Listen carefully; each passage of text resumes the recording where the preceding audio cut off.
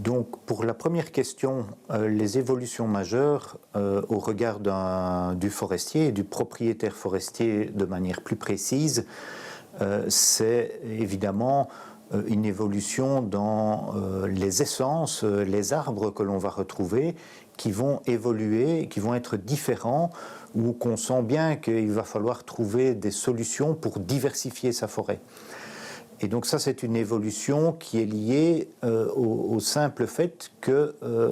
la forêt, l'écosystème est perturbé et le forestier doit aujourd'hui, plus que par le passé, utiliser tous les éléments de cet écosystème pour renforcer le fonctionnement de sa forêt. Et donc, entre autres, de produire du bois, mais aussi d'avoir simplement une forêt. Et donc cette production de bois, si on parle de cet aspect-là, si on prend ce volet-là, qui fait un des volets de la forêt, de l'usage de la forêt, on est bien sur valoriser et maximiser toute la biodiversité qui fait fonctionner cet écosystème, et bien sûr diversifier beaucoup plus les arbres puisqu'ils vont s'entraider dans leur multifonctionnalité, et s'il y en a un qui perd pied, il y a une autre espèce qui peut prendre le relais.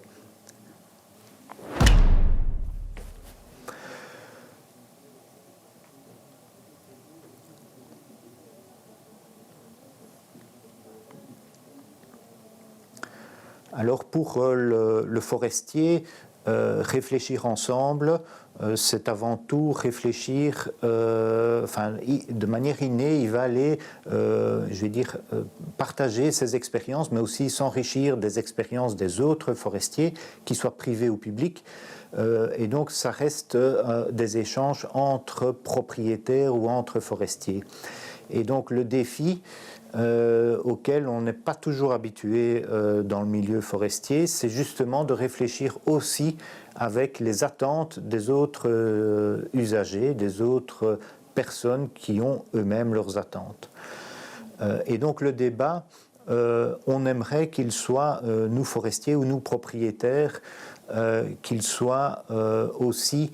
à l'écoute individuelle ou à l'écoute de chaque secteur de manière aussi individuelle, même s'il peut y avoir bien entendu des enrichissements de part et d'autre, et on souhaite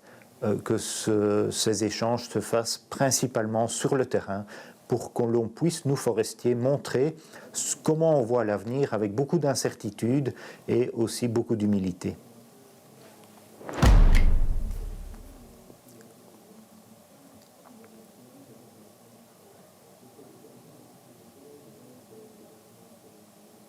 Donc les avancées attendues par les forestiers